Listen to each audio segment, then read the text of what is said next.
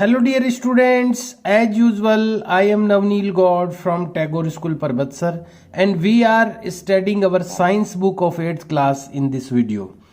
Dear students, as you know we have completed the 4th lesson in our last video. हमारे last video में हम लोग complete कर चुके हैं हमारा 4th lesson and we have started the question answers of this lesson also.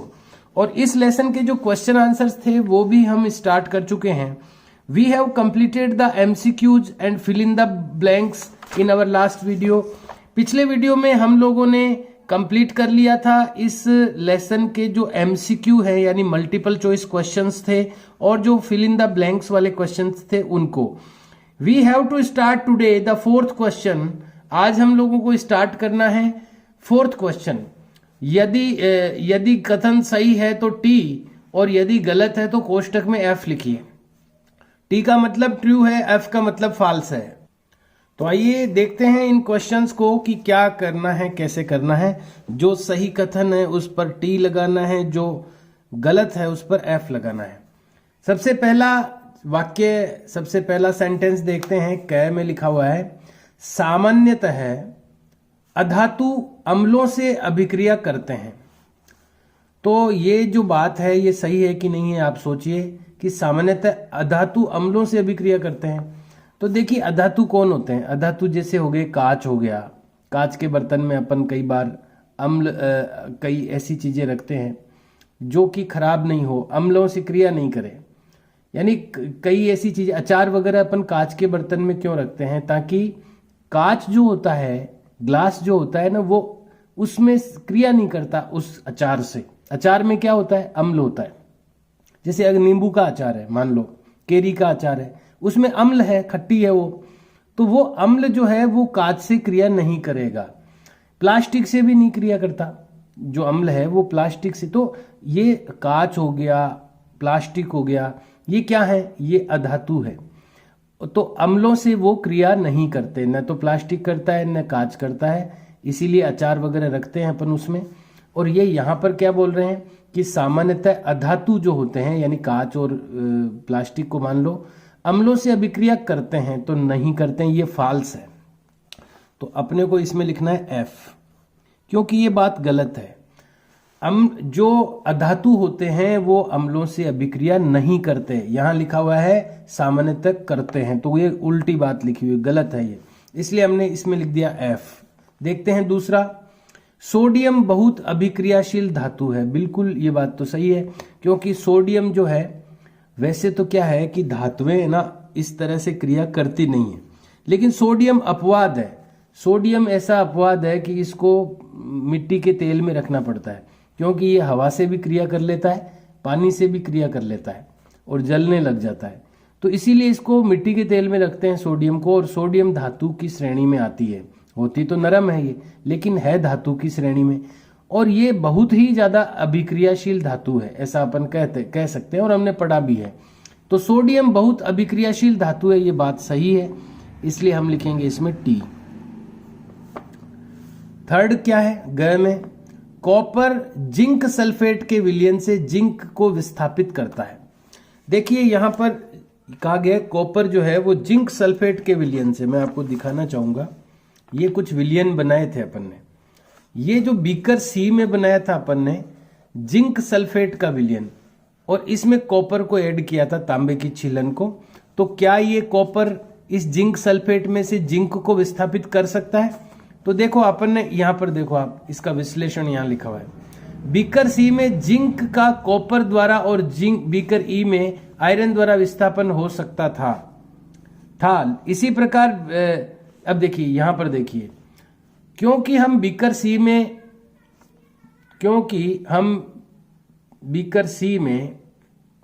Clear नहीं आ रहा है. क्योंकि हम बीकर सी में कोई परिवर्तन नहीं देखते. दिख रहा है आपको? क्योंकि हम बीकर सी में कोई परिवर्तन नहीं देखते. बीकर सी में क्या हो रहा है, बीकर सी में जिंक सल्फेट के साथ Cu को मिलाया है, तो यहां पर कोई परिवर्तन नहीं हो रहा है. यानी कि जिंक को, ये जो कॉपर है ये जिंक को प्रतिस्थापित नहीं कर पाया, तभी तो परिवर्तन नहीं देखते हैं अपन. तो ये जो रिएक्शन है जिसमें जिंक सल्फेट के साथ में कॉपर को ऐड करते हैं, तो इस जिंक सल्फेट में से जिंक को प्रतिस्थापित नहीं कर पाएगा ये कॉपर। यहां पर क्या बोल रहे हैं, यहां पर बोल रहे हैं कॉपर जिंक सल्फेट के विलयन से जिंक विस्थापित करता है, तो नहीं कर पा रहा है वो, तो नहीं करता है, ये कह रहा है करता है, तो ये फॉल्स है। इसके बाद देखते हैं अगला, कोयले को खींचकर तारें प्राप्त की जा सकती है, तो बिल्कुल नहीं की जा सकती है। कोयला तो चूरा हो जाए, चूर्ण हो जाएगा उसका, तो ये भी गलत है। तारें बिल्कुल नहीं प्राप्त की जा सकती इससे, तो इसलिए इसको भी लिखेंगे हम एफ। देखते हैं, आइए अगला प्रश्न क्या है। क्वेश्चन नंबर 5 है, नीचे दी गई सारणी में गुणों की सूची दी गई है, इन गुणों के आधार पर धातुओं और अधातुओं में अंतर कीजिए। अब देखिए क्या अंतर करना है, क्या क्या गुण है। दिखावट के आधार पर धातु कैसे होते हैं, अधातु कैसे होते हैं।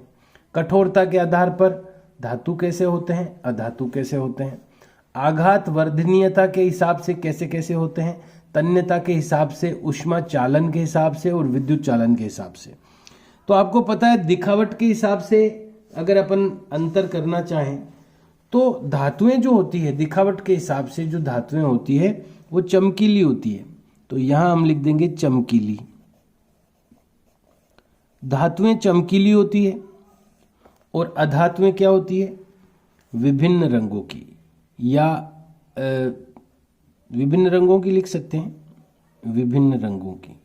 और चमकीली भी नहीं होती है ये, विभिन्न रंगों की।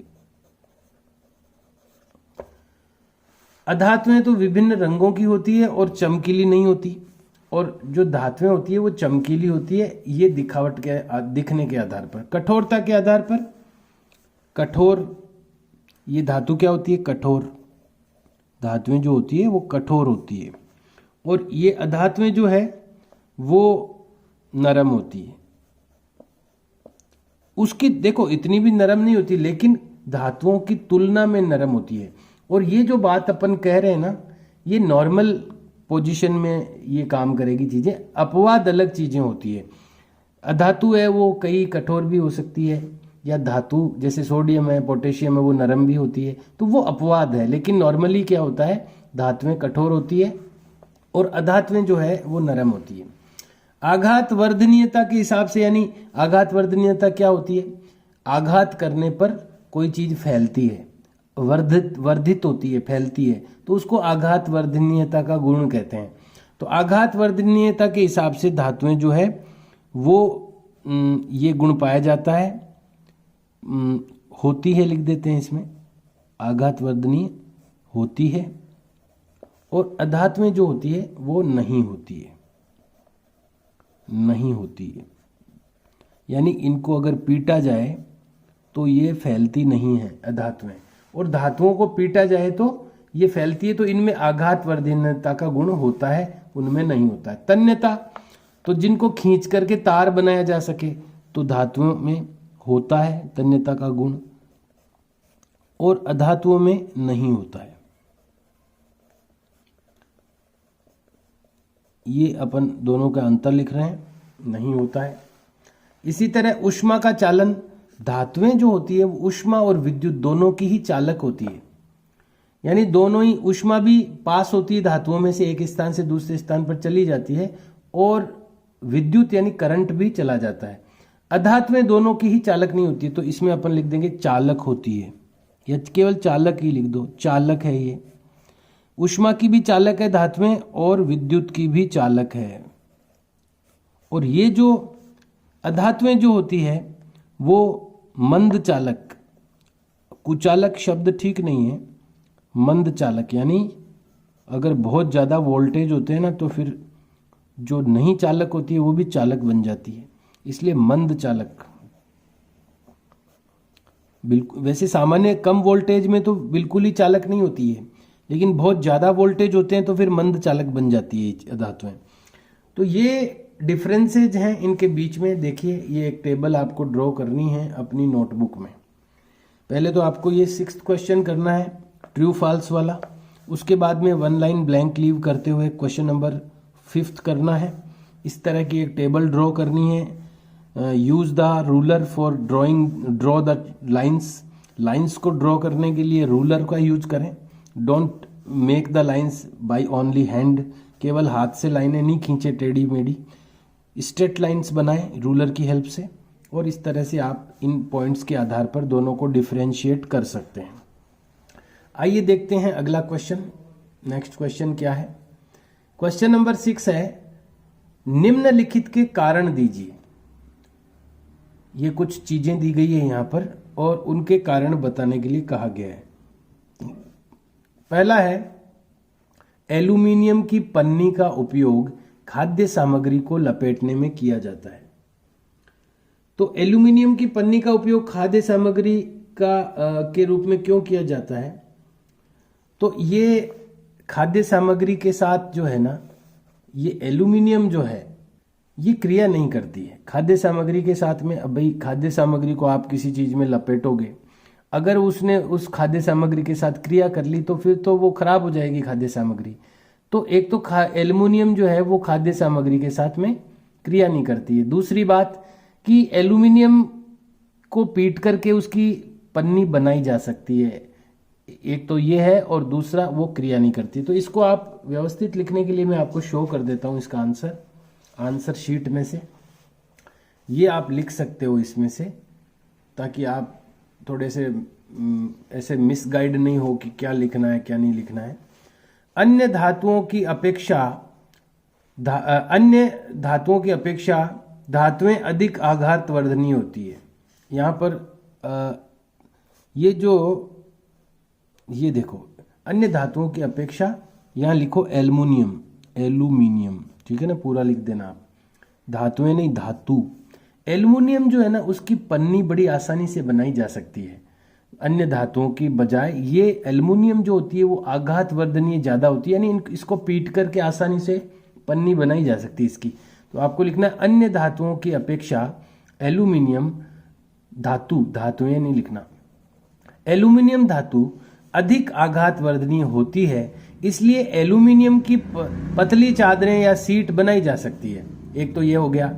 साथ ही एल्यूमिनियम संक्षारण विरोधी धातु भी है, यानी किसी चीज को खराब नहीं होने देती, ऐसा गुण होता है उसमें, और खुद भी क्रिया नहीं करती तो वो भी कोई दिक्कत नहीं है। साथ ही एल्यूमिनियम संक्षारण विरोधी धातु भी है, यानी संक्षारण क्या होता है? खराब होना, तो ये खराब होने से रोकती भी है। इस कारण एल्यूमिनियम की पन्नी का प्रयोग खाद्य सामग्री लपेटने में किया जाता है। तो यहां पर विरोधी भी है, तथा ये एक जोड़ देना, तथा स्वयं भी खाद्य सामग्री से क्रिया नहीं करती, ये भी ऐड कर देना इसमें साथ में। साथ ही स्वयं भी खाद्य सामग्री से क्रिया नहीं करती, इस कारण एल्यूमिनियम की पन्नी का प्रयोग खाद्य सामग्री लपेटने में किया जाता है। दूसरा देखते हैं। दूसरा है निमज्जन छड़ें, जिनको इमर्शन रॉड कहते हैं। निमज्जन छड़ क्या होती है? जो पानी गर्म करने की रॉड होती है, अपन इंग्लिश में रॉड कहते हैं, गर्म पानी करने की, उसको निमज्जन छड़ कहते हैं। निमज्जन छड़ें इमर्शन रॉड धात्विक पदार्थों से निर्मित होती है, यानी वो मेटल की बनी होती है, प्लास्टिक की क्यों नहीं बनी होती है जो पानी गर्म करने की रॉड है वो। तो अपन ने पढ़ा है कि जो धातुएं होती है वो विद्युत और ऊष्मा की सुचालक होती है, यानी उसमें विद्युत और ऊष्मा। अब गर्म पानी करने की जो छड़ है वो खुद गर्म होगी, खुद अगर गर्म होगी तभी तो पानी को गर्म कर पाएगी वो। अगर कोई चीज ऐसी है जो खुद ही गर्म नहीं हो रही है तो पानी को क्या गर्म करेगी वो। तो एक तो धातुएं जो होती है वो ऊष्मा की सुचालक होती है, दूसरी उसमें गर्म होती कैसे है वो विद्युत से होती है गर्म। तो विद्युत की भी सुचालक होती है और ऊष्मा की भी सुचालक होती है धातुएं, इसलिए धातुओं की बनाई जाती है निमज्जन छड़ें या इमर्शन रॉड या अपन पानी गर्म करने की रॉड। तो इसका आंसर आप इस तरह से लिख सकते हैं। धातुएं ऊष्मा और विद्युत दोनों की सुचालक होती है, इसलिए निमज्जन छड़ें धातुओं की बनाई जाती है। ये आप लिख सकते हैं, समझा मैंने आपको दिया ही है। गए में लिखा हुआ है कॉपर जिंक को उसके लवण के विलयन से विस्थापित नहीं कर सकता। अभी पढ़ा भी है अपन ने ऊपर ट्रू फॉल्स में कि वो नहीं कर पाता। कॉपर जो है जिंक को उसके लवण के विलयन से विस्थापित नहीं कर पाता, कर सकता। इसका कारण क्या है?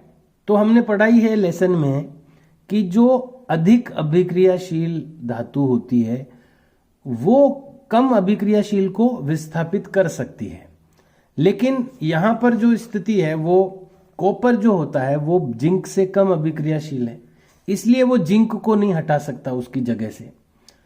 तो यही इसका आंसर है कि जैसा कि हम पता ही, अब मैं आपको दिखा भी दूंगा अभी, कि जैसा ही हमें पता है कि जो अधिक अभिक्रियाशील धातु होती है वो कम अभिक्रियाशील धातु को विस्थापित कर सकती है, लेकिन कॉपर जो है वो जिंक से कम अभिक्रियाशील है, तो ये इसको नहीं कर पाता। ये देखिए यहां पर आप लिख सकते हैं, कॉपर जिंक से कम सक्रिय होता है और सिर्फ अधिक अभिक्रियाशील ही कम अभिक्रियाशील को विस्थापित कर सकता है, इसलिए उसे विस्थापित नहीं कर पाता या सकता।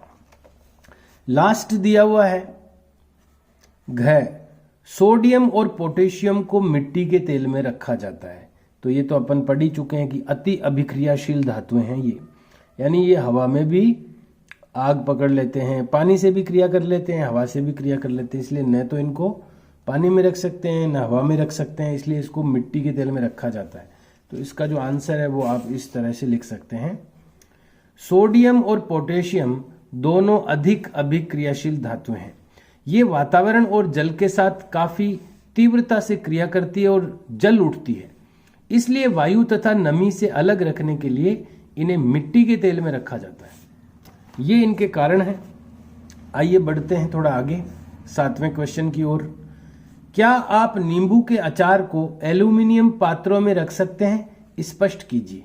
तो अभी अपन ने ये पढ़ा था कि जो एल्यूमिनियम है वो उसके पन्नी के अंदर अपन खाना तो लपेटते हैं, लेकिन क्या नींबू का अचार डाल सकते हैं क्या उसमें?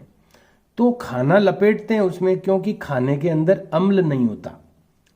अगर आपके खाने में अम्ल है तो आपको एल्यूमिनियम की पन्नी में नहीं लपेटना चाहिए उसको। लेकिन सामान्यतः क्या होता है कि रोटी लपेटते हैं उसमें, तो रोटी में अम्ल नहीं होता इसलिए उसको लपेट देते हैं। अदरवाइज क्या है कि एल्यूमिनियम धातु है और धातुएं जो होती है अम्लों से क्रिया करती है। तो नींबू का अचार अगर अपन हम डालना चाहते हैं एल्यूमिनियम के डिब्बे में, तो वो एल्यूमिनियम धातु होने के कारण से वो नींबू के अंदर जो अम्ल है उससे क्रिया कर लेगा वो, और उससे फिर विषैला पदार्थ बनता है जो कि अपने स्वास्थ्य के लिए घातक हो सकता है। इसलिए खाना पैक करने की बात तो ठीक है क्योंकि वो अम्ल नहीं है उस खाने में, इसलिए क्रिया नहीं होगी। लेकिन यहाँ पर नींबू में सीधा सीधा अम्ल होता है, सिट्रिक अम्ल, तो वो जरूर क्रिया कर लेगा एल्यूमिनियम से और वो विषैला पदार्थ बना देगा, जो इसलिए नहीं रखना चाहिए। इसका आंसर आप इस तरह से लिख सकते हैं, नहीं। नींबू के अचार में सिट्रिक अम्ल होता है जिससे इसकी प्रकृति अम्लीय होती है। अम्लीय पदार्थ एल्यूमिनियम पात्रों में संचित नहीं किए जाते क्योंकि अम्ल और एल्यूमिनियम अभिक्रिया करके विषैला पदार्थ बनाते हैं जो स्वास्थ्य विरोधी होते हैं। तो इसलिए हम इसको एल्यूमिनियम के पात्र में नहीं रख सकते। आइए बढ़ते हैं आगे, लेकिन यहाँ पर मुझे लगता है कि कर ही लेंगे। चलो एक लास्ट क्वेश्चन कर लेते हैं, उसके बाद तो फिर नहीं कर पाएंगे क्योंकि एकदम 1-2 मिनट ही है अपने वीडियो की। क्वेश्चन नंबर 8 है, नीचे दी गई सारणी के कॉलम फर्स्ट में कुछ पदार्थ दिए गए हैं, कॉलम सेकंड में उनके कुछ उपयोग दिए गए हैं। कॉलम फर्स्ट के पदार्थों का कॉलम सेकंड से सही मिलान कीजिए। तो देखते हैं कॉलम फर्स्ट में क्या है। गोल्ड है एक, तो सोना, आयरन यानी लोहा, एल्युमिनियम, कार्बन, कॉपर यानी तांबा और मरकरी। तो अब देखते हैं सेकंड में क्या क्या है। थर्मामीटर, बिजली के तार, खाद्य सामग्री लपेटना, आभूषण, मशीनें और ईंधन। देखिए गोल्ड जो होता है, सोना जो होता है, उसके आभूषण बनाए जाते हैं। तो अपन इसको मैच कर देंगे इससे थोड़ा सा इसको, तो गोल्ड को मैच करेंगे आभूषण से। आपको इस तरह से नहीं करना, आपको क्या करना है, कॉलम फर्स्ट को एज इट इज लिखना है और इसके सामने उसका करेक्ट आंसर लिख देना है बस। आयरन यानी क्या होता है, लोहा, तो लोहे की मशीनें बनती है, तो ये मशीनों में काम में आ जाता है लोहा। एल्यूमिनियम, खाद्य सामग्री लपेटते हैं रोटी वगैरह पन्नी में उसकी में, वो है। उसके बाद में कार्बन जो है वो ईंधन में काम आता है, जो भी कोयला वगैरह होता है उसमें कार्बन होता है, तो वो ईंधन में काम आता है। कॉपर, तांबा जो है उसके तार बनते हैं, कॉपर के, बिजली के तार।